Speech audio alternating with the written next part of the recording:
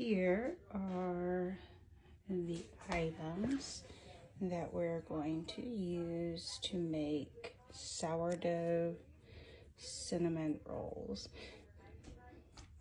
These are all pre-measured and pre-weighed.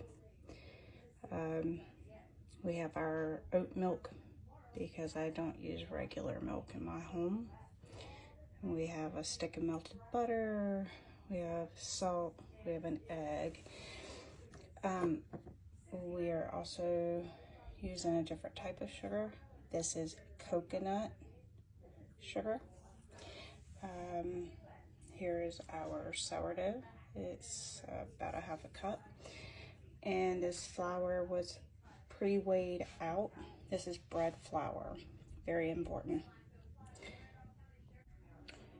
So at this point, I've now mixed my oat milk and my butter, my salt and my flour, and taken my very active starter, my egg, and my sugar, and put it in my mixer. And we're going to mix this until it's well mixed.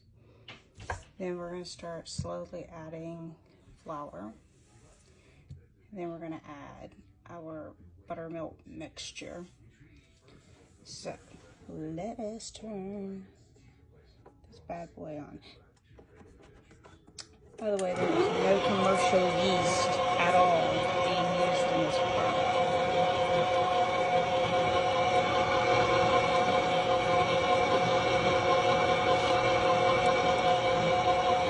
Once this is completely mixed up, you're going to let it rest for about 5 minutes. That would be a good time to get everything else prepped, but I've prepped beforehand, so after a minute, I turned off my machine. I have removed my dough hook, and I did scrape down, make sure there was nothing stuck to the side. Yeah, you're gonna have a little residue, but who cares? So there the ball has formed.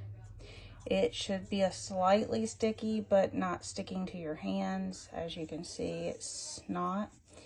Again, love bread flour. And I picked up these linen cotton towels from Walmart several months back. They're great. So, and I only hand wash them or wash them by themselves in the laundry. And yet they still get stains from all my baking. So I will cover this with a damp towel, and it will sit here for 30 minutes while I get ready for work. Okay, so it's been 30 minutes and I've put my dough hook back on. It's by hand.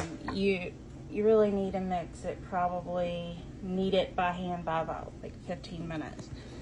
But this cuts it down by about half using the stand mixer. So I put mine on too, and I'm going to mix this for approximately 8 minutes. I'll be switching back and forth between speed 3, 2, and 1 just periodically, but as you can see, it really gets in there and kneads the dough, and it's pulling away from the edges of the bowl, which is fantastic. If for any reason your dough is still too sticky, it's not forming, anything like that, if you use AP flour, which you can do, the weight of AP flour is drastically different than that of bread flour. I think there's like a 6-gram difference. Either way, you are going to add a little extra flour if it's real sticky and it's not coming together. But I found that I didn't have to do that last time. I'm confident I'm probably not going to have to do it this time. After it's mixed, we will just simply take it out, put it in a oil or butter lined bowl. I use a glass bowl. You can use any kind of bowl you want. I use glass because I can use a marker on the outside to indicate where it originally starts, and then I can show where it doubles. Then there's no guessing, and I mean, after working all day, who has the brain capacity to remember how big the dough was when they originally put it in the bowl, to be honest? It will take anywhere from 6 to 12 hours to rise naturally, since there's no yeast, commercial yeast in this. But again, I sit mine in a glass bowl.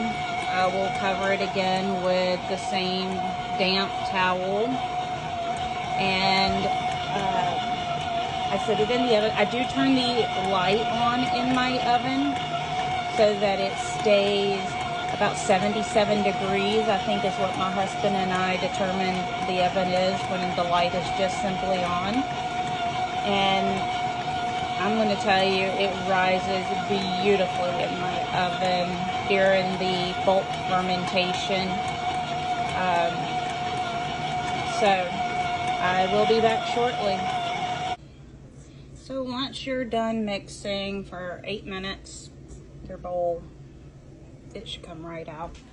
And so this is where I put it in my glass bowl. I do turn it over after the fact so that it's coated on both sides. Because nobody wants dried out dough. I don't shape it or anything like that. Now, last time I made this, the first and only time I've ever made this recipe, I did come in about an hour, maybe 2 hours into the bulk rise process, and I did do the one round of stretch all the way around the bowl, and then I put it back in to my oven with the towel on it, and I let it continue to bulk rise. So again, nothing special. I did not cold proof anything, and I'm trying these methods because honestly, everything I've done cold proof wise seems to be turning out terrible.